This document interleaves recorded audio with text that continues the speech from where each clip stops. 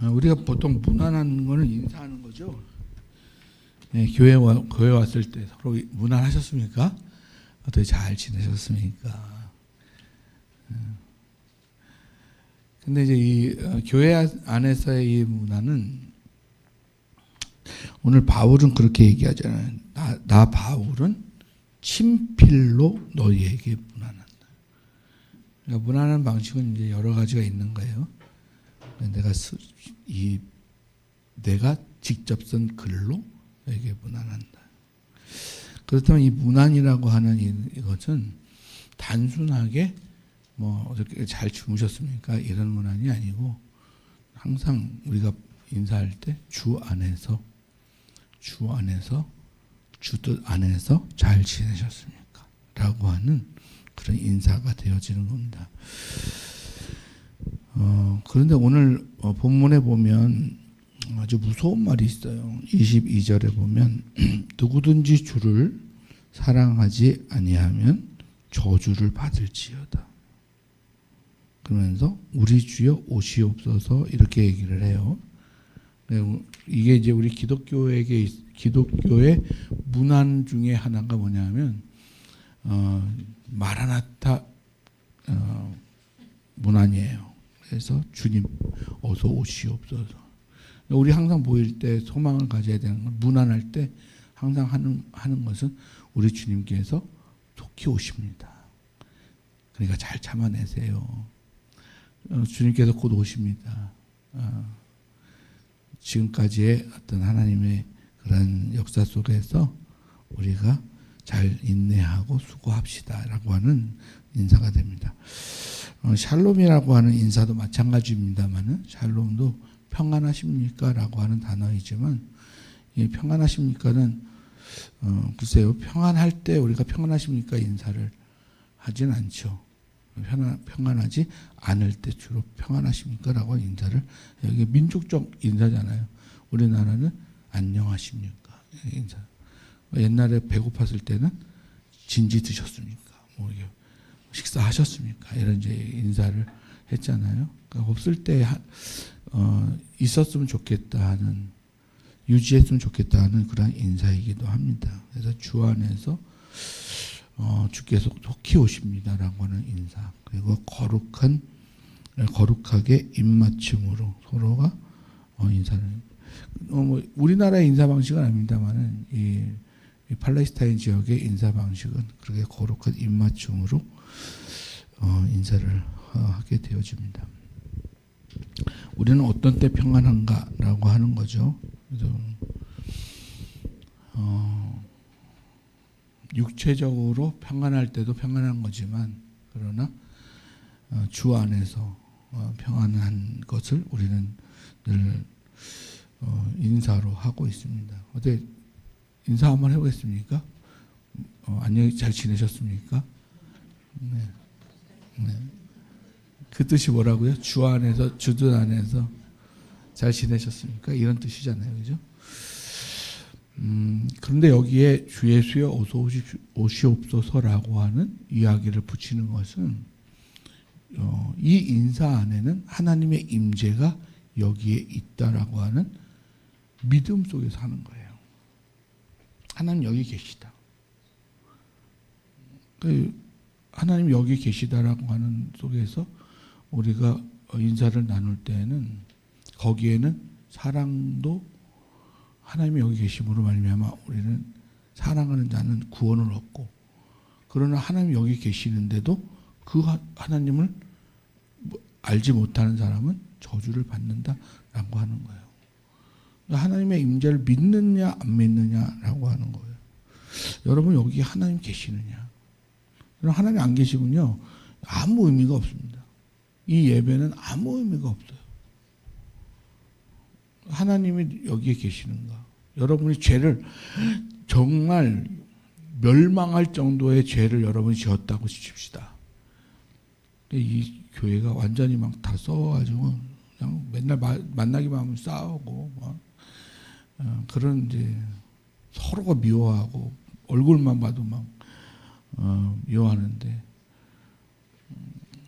우리 교회는 그렇지 않은데 우리 교회는 재산 갖고 싸울 일은 없잖아요, 그죠? 재산이 없으니까 재산 갖고 안 싸운단 말이에요. 그러니까 교회를 서로가 나오는 이유가 뭐냐면 재산 때문에 나오는 교회도 있어요. 그걸 지키기 위해서.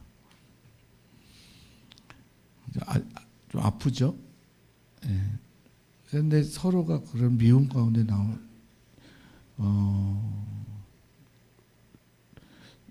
그 서로가 유지되어지는 관계 속에서 모임. 자, 근데 주님이 여기 계시다라고 할 때에는 심판과 구원이 같은 장소에 있는 거예요. 그러니까 제가 아무리 많이 있어도 하나님은 여기 계시죠. 근데 우리가 없다 하는도다 하는 거죠. 하나님 여기는 늘 계시는데 충만하신데 하나님의 상태 충만하시다. 하나님이 계신 곳 무소부재하시다. 없는 곳이 없으신 하나님이시다.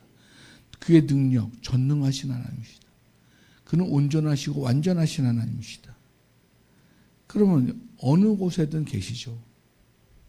네? 그러니까 짓궂은 사람들이 화장실에도 계시나요? 어디나 계시니까 계시죠, 하나님께서. 그런데 왜 하나님이 계시는데도 없다 하면서 사는 사람이 있고 그것을 있다 여기며 사는 사람이 있느냐 이거예요. 남의 얘기 같습니까? 내 얘기가 아닙니까? 우리 사론교회 얘기 아닙니까? 정말 하나님이 여기에 있다 하고 순간순간을 살아가는 또 매 주일마다 예배를 드리는 그런 예배가 과연 매주마다 드려지고 있느냐, 또 매 순간순간 드려지고 있느냐. 그래서 제일 연약한 우리들 돕는 게 이 예배란 말이에요. 이 예배를 통해서 어떻게 해서든 그 믿음을 갖게 하는 거예요. 그래서 찬양과 기도와 말씀과 그래서 그곳에 하나님의 계심을 우리는 매개가 있어야 보잖아요. 하나님이 영이셔서 매개가 없어도 존재하시는 분이신데 우리는 매개가 있어야 보는 거예요. 아까 찬양 속에서도 보면 우리가 사랑할 때 하나님이 계시도다. 사랑의 매개가 있으니까 하나님 여기 계시는구나를 알 수 있는. 또 여러분의 말씀 가운데 경험하고 체험하는 것도 있잖아요. 기도에 응답이 있고 기도로 말미암아서 여러분이 대화를 하나님과 하게 되어지는 하나님의 임재를 경험하게 돼요. 그렇다면 문제는 나에게 있는 거지 하나님께 문제가 있는 것은 아니다. 하나님은 언제나 여기에 계신다. 여러분이 제일 좋아하는 말씀 중에 하나가 이거죠. 두세 사람이 내 이름으로 모인 곳에 나도 그 중에 있느니라. 마태복음 18장에 있는 말씀인데 두세 사람이 내 이름으로 모인 곳에 나도 너희 중에 있다.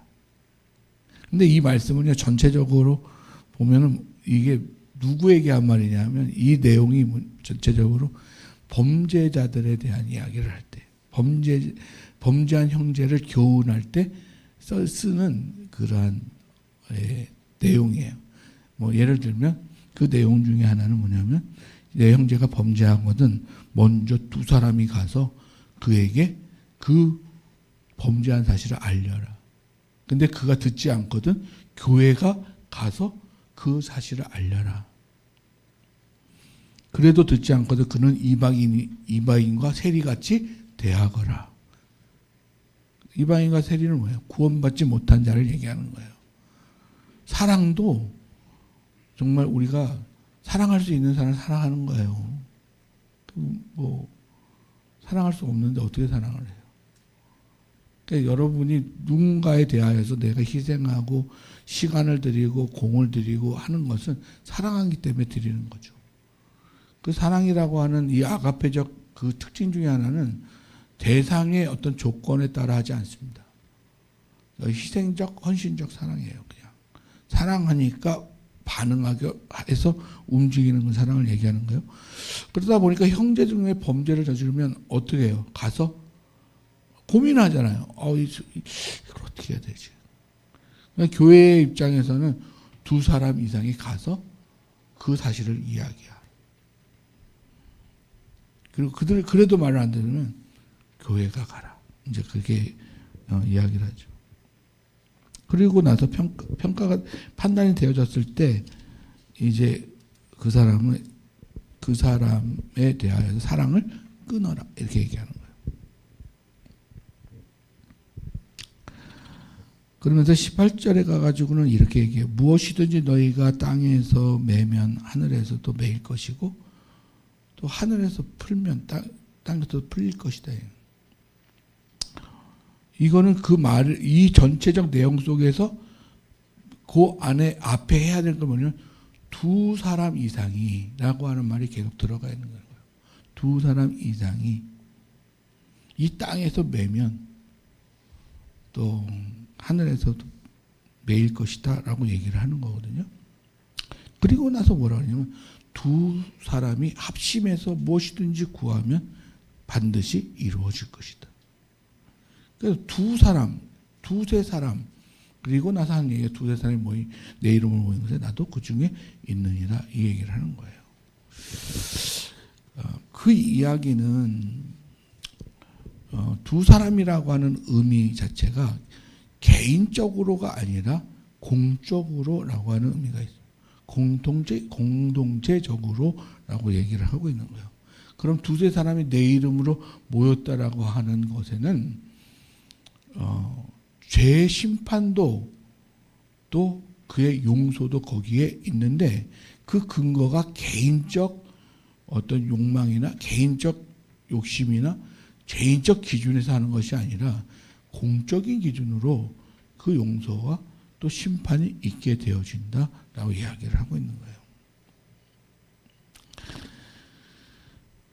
그래서 오늘 본문에서 이야기하는 것처럼 그 공적인 기독교 안에서 이 공적인 모임에 있는 곳에 항상 있는 게 뭐냐면 하나님의 임재가 있다. 그래서 하나님의 내 개인이 아니라 하나님의 사람들이 두 사람이 모여가지고 열심으로 하나의 마음을 갖고 열심으로 하나의 말씀의 통일성을 가지고 그것을 가지고 일을 하면 거기에는 하나님의 임재가 있게 되어진다라는 말이에요. 여러분과 제가 오늘도 이 예배를 드리는데 두세 사람 이상이 하나님의 그러한 이름, 그 예수 그리스도의 이름을 가지고 한 뜻을 가지고 하나님의 뜻 안에서 기도하고 말씀과 예배를 드릴 때에는 꼭 따르게 되어지는 것이 하나님의 임재다. 그건 이제 믿든지 안 믿든지는 그 이제 여러분한테 달려 있는 거예요. 이거는 어쩔 수가 없어요. 이거는 강요한다고 될 수. 이 AI가 아무리 와도 그걸 어떻게 보여줄 수가 없네요. 어떡하죠? 예? 매개는 보여줄 수 있으나 실질적으로 하나님은 보여드릴 수가 없단 말이에요. 그래서 요한도 마찬가지로 그렇게 얘기하잖아요. 너희가 하나님 보고 싶으냐?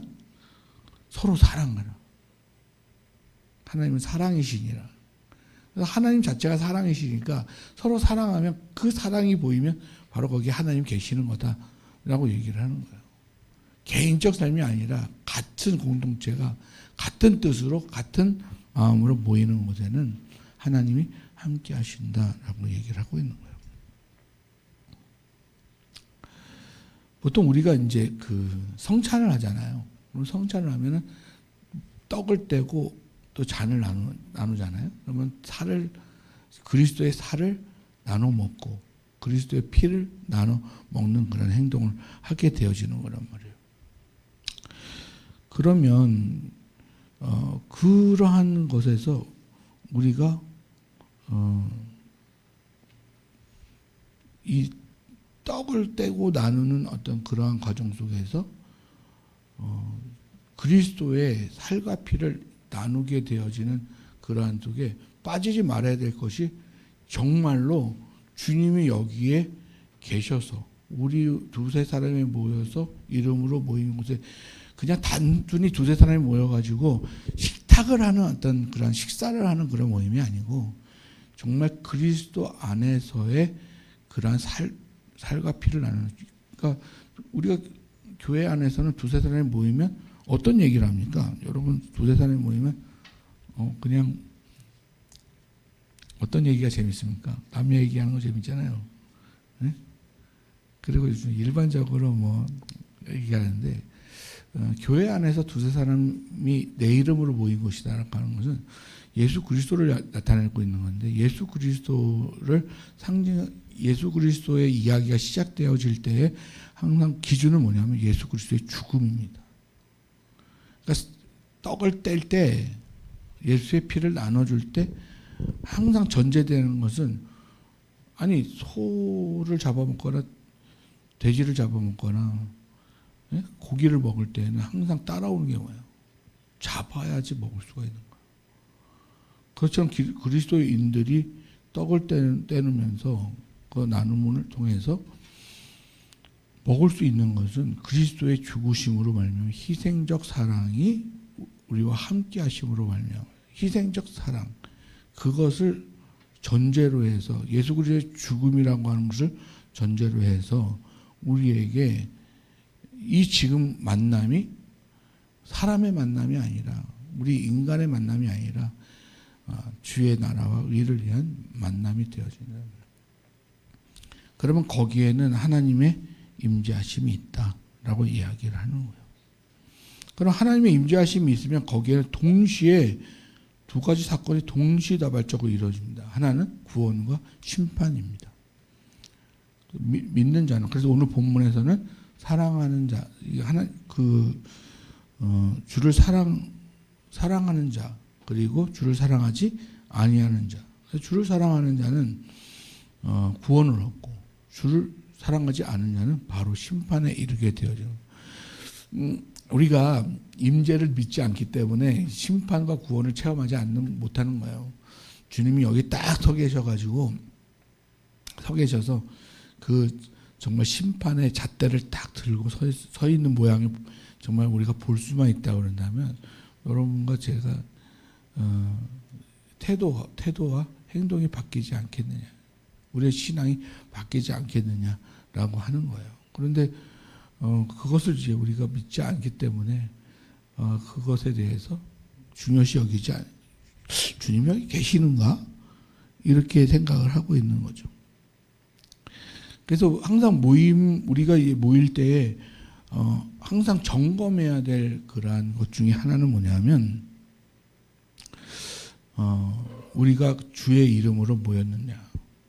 그러므로 여기에 주님이 함께 하시는데 그래서 주님의 임재가 여기에 내가 경험하고 있느냐를 그 가운데에서 모든 대화와 모든 되어지는 일들이 되어져야 되는 거예요. 그렇지 않으면 이야기가 다 다른 이야기들만 되어져 가고 있어요. 요즘엔 세상적으로 모임이 많죠. 되게 많이 있잖아요. 많은 모임이 있지만 제가 요즘에 좀 많이 생각하고 있는 건 뭐냐면 시간 싸움이구나 이제 그런 생각을 많이 해요. 세상의 시간과 그 다음에 그리스도 안에서의 그런 시간의 싸움. 24시간이 주어졌을 때 내가 얼마나 그리스도의 시간을 살아가고 있고 얼마나 세상의 시간을 살아가고 있느냐라고 하면서 그 영향을 받거든요. 우리나라 사람들이 영어를 못하는 이유, 우리나라 사람들이 이 국내에서 영어를 못하는 이유, 죄송합니다. 우리 미국에 오신 분도 계시는데 제가 영어 얘기를 해서 죄송한데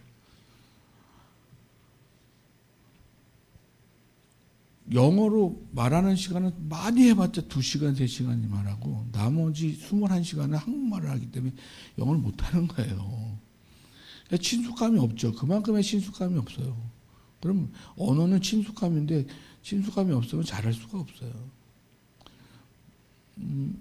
그래서 이제 좀 우리 청년들이나 학생들은 되도록이면 이제 언어를 좀 하겠다 그런 사람은 여기 계시지 말고 나가세요. 나가셔가지고 현지에 가가지고 뭐 죽이 되든 밥이 되든 그냥 거기에서 뒹굴다가 1년만 오세요. 1년만 하고 오세요. 그럼 워낙에 또 이제 그 어휘력이나 이런 거는 이제 청년들이 학생들이 뛰어나기 때문에 가면 금방 그 언어를 가지고 들어올 수 있어요.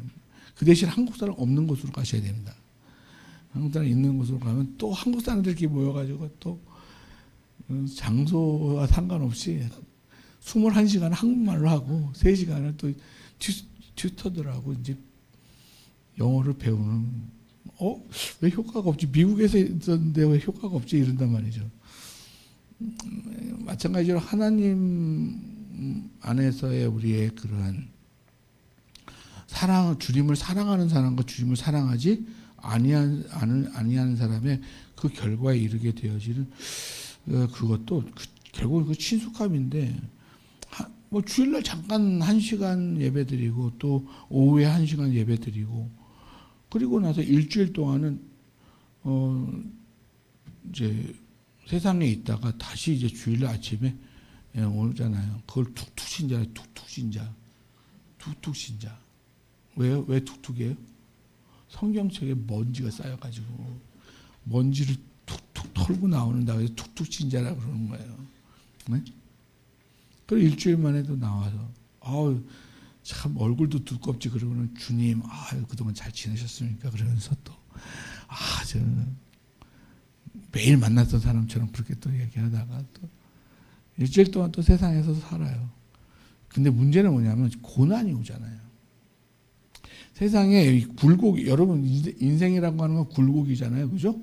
굴곡이 막 올 때 평탄할 때는 괜찮은데 굴곡이 막 심해질 때는 올라갔을 때 내려갔을 때 막 정신을 못 차릴 때 그때의 신앙이라고 하는 걸 가지고 있어서 그래도 흔적이 남아 있어가지고 주님을 찾으려고 하는데 세상에 주님이 어디에 계셨는지 모르겠어요. 예? 최장 아시죠? 최장. 예? 최장이 여기 숨어 있어가지고 어디 수술하기 제일 힘든 곳이 최장이라고 하는데 성령이 어디 계신지를 찾을 수가 있어야지 말이죠. 그 고난 속에서 환난 속에서 결국은 그 찾다가 못 찾아가지고 시험 들어가지고 넘어지고 상처가 더 심해지고 그런 경우들이 많이 있다는 거예요. 그러니까 매일매일의 어떤 시간 속에서 결국 시간 싸움에서 누가 이기느냐? 하나님과 같이 하는 시간을 가느냐. 그래서 적어도 우리 믿는 사람이라고 한다면 시작은 주님과 함께, 마무리도 주님과 함께, 그리고 중간 시간에 중간 점검 한번 하는 주님과 함께 이렇게 좀 시간을 갖는다면 그런 어떤 유익함이 있지 않겠느냐. 그래서 이제 공동체라고 하는 것들이 만들어지게 되어지는 건데 이 공동체 두세 사람이 내 이름으로 모인 곳에 내가 너희와 함께하리라 라고 하는 그런 속에서 개인의 연약함을 돕고 서로에게 우리가 주의 이름으로 모여서 좀 한 뜻으로 모여서 같은 말씀을 나누고 기도를 나누고 그리고 그 가운데에서 주님 여기 계시는구나 라고 하는 것을 서로가 확인을 하고 그리고 하루를 살아가고 또 일주일을 살아가고 한 달을 살아가게 되어진다면 우리가 어디에 있든지 무슨 일을 하든지 그곳에서 하나님을 경험하게 되어요. 하나님 여기에 계시다라고 하는 신앙을 가지고 그 행동을 할 수 있게 되어진다라고 하는 거예요. 그래서 우리가 성찬을 하고 애찬을 하잖아요. 그래서 그 음식을 나누는 것이 되게 중요한데 그 공동체가 음식을 나누는 의미에 항상 빠지지 않는 것이 예수 그리스도의 죽음입니다. 그의 죽으심으로 말미암아 우리에게 살과 피를 나누어 주시는 그 나눔이 있고 그것을 먹음으로 말미암아서 우리는 그 주님이 그곳에 계시다. 그러니까 예수님도 보이지 않아요. 예수님도 여러분과 함께 계신데 보이지 않아요. 근데 무엇이 있어요? 그 떡을 떼고 나누는 그러한 애찬의 자리에 하나님이 계시다라고 하는 건 거기에 그리스도의 죽음이라고 하는 사랑이 있어요. 그 사랑이 있기 때문에 하나님이 거기에 임재하심에 우리 같이 연약한 사람들은 그것을 통해서 어떤 매개체를 두고 하나님이 있다라고 하는 것을 다이렉트로는 보지 못하지만 그것으로 경험하면서 하나님을 임재를 경험하게 되어지는 거예요. 그러니까 항상 주님이 여러분과 함께 하신다라고 하는 그러한 사실에 대한 그 믿음이 여러분과 저에게 늘 있게 되어지는 은혜가 있어야 됩니다. 그거는 성령께서 여러분과 함께 하실 때에 그것이 가능한 것이고, 그래서 그 성령이 여러분에게 그것을 알게 하셨을 때 내가 하나님과 늘 동행하는 삶을 살아가는 거구나. 이제 그 다음부터의 문제는 뭐냐 하면 서로가 무난하는 거예요. 그 무난 속에는 진심이라고 하는 서로의 나눔이 있어요. 정말 무난하는 거예요. 정말 잘 있었어? 별일 없었어? 오늘 아침에 여러분 서로 만나가지고 그런 진심 어린 그런 인사가 있었습니까? 박은진 사람이 잘 지냈죠? 아프지 않고 잘 지냈죠? 그러나 여러분이 보이지 않는 시간 속에서 벌써 여기에 이렇게 아픔을 겪은 사람들이 있단 말이에요. 또 고난의 시간을 겪었던 사람들이 있단 말이에요. 그런데 하나님이 살아계시면 어디서 온다? 그 진심에서 오는 그 사랑에서 하나님의 임재하심을 봅니다. 죄송해요. 저도 믿음이 적어가지고 하나님을 다이렉트로 못 봐요. 제가 다이렉트로 봐서 그냥 하나님께서 말씀하셨는데 이렇게 말씀하셨습니다. 꼭 지키세요. 이렇게 얘기해야 되는데 저도 뵐 수가 없네요. 그런데 여러분이 저에게 대해주시는 그 진심의 인사와 진심의 그리스도의 이름으로 말미암아 행동한 그 행동으로 말미암아서 제가 위로를 받고 힘을 얻고 다시 내가 하나님 앞에서 다시 서서 살아야 되겠구나라고 하는 그러한 것을 얻고, 그리고 태도가 변하고 또 나의 어떤 모든 판단과 결정의 기준이 다 변하게 되어지고 어떤 그런 것을 보게 되어지면서 그 매개 속에 있는 사랑을 통해서 내가 하나님을 뵙게 되어지는 거예요. 그러니 우리가 하나님 없이도 참 기적적으로 잘 사셨잖아요. 그런데 그것이 내 개인적 신앙 속에서 얼마나 큰 문제가 있는지 몰라요. 또 심지어는 그것을 전해 주어서 그 사람을 받아서 힘을 얻어야 될 사람에게도 피해가 되어지는 거예요. 하나님이 여기에 안 계시다. 그렇다면 그 믿음이 없다고 한다면 그것은 심판을 받을 사람입니다. 그러나 하나님 여기 계시다라고 믿는 자들은 자동적으로 구원을 얻게 되어지는 그러한 자들이 되어지는 거예요. 그래서 항상 우리가 주님이 여기 계시는 임재하심에 대한 이 사건을 이 만남 속에서 찾아내셔야 되는 거예요. 두세 사람이 모인 곳에. 그래서 초대교회는 모이기에 힘썼다라고 얘기를 합니다. 기도에 힘썼다라고 이야기를 합니다. 근데 그거 개인적인 욕심의 기도, 개인적인 그러한 모임 아니요. 주의 이름으로 모인 모임입니다.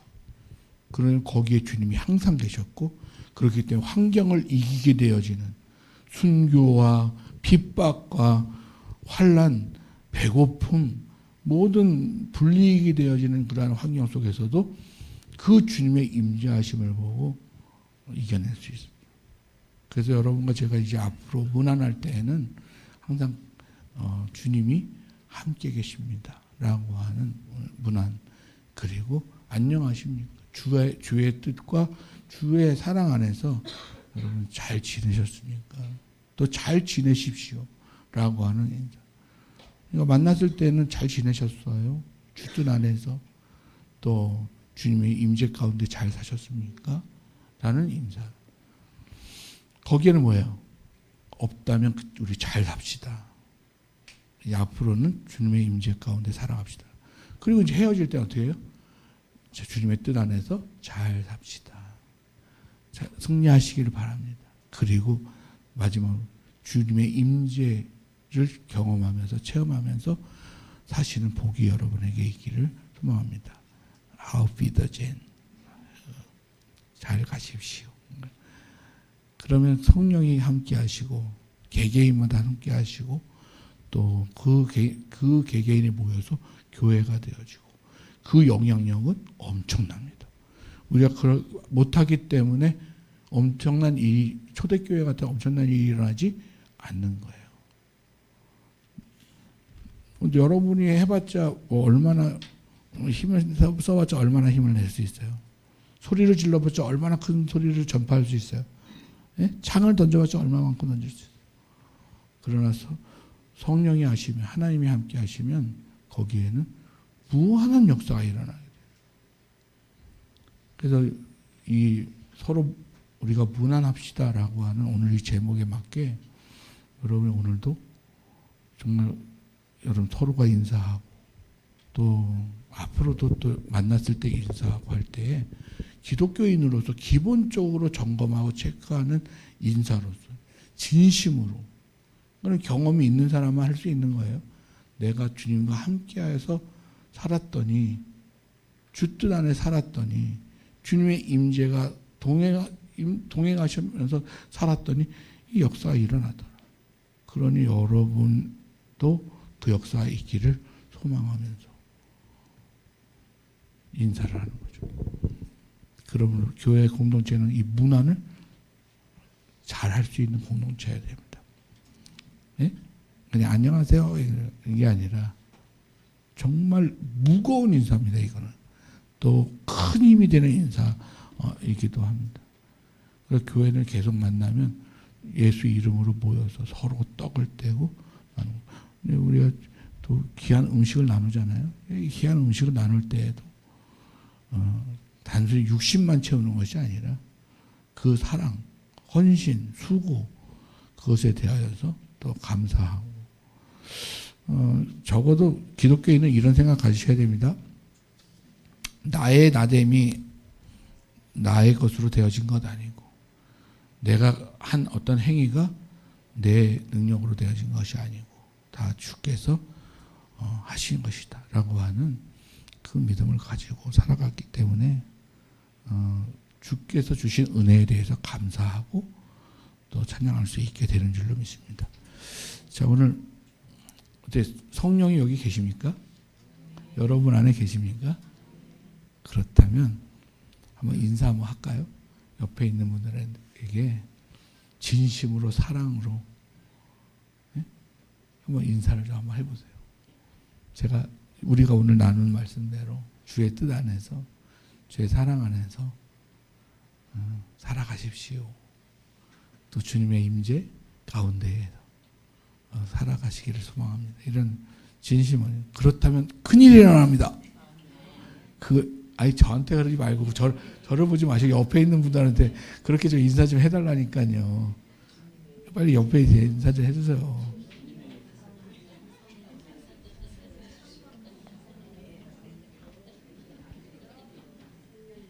우리 황철상 집사님에게 그런 역사가 일어날 겁니다. 주님이 함께 하시면. 기도하겠습니다. 하나님 감사합니다. 주의 이름으로 모이고 주의 이름으로 문안합니다. 주의 뜻을 구하고 그 뜻 안에서 우리가 살아가기 원하고 또 주님의 임재를 늘 믿으면서 주님과 동행하는 삶을 살아가기 원합니다. 그 가운데서 하나님의 놀라운 역사가 일어나게 하여 주시고 그걸 경험케 하시고 그러므로 이 무난하는 인사를 쉬지 않을 수 있도록 주여 도와주옵소서. 감사드리며 모든 말씀 우리 주 예수 그리스도의 이름으로 기도합니다.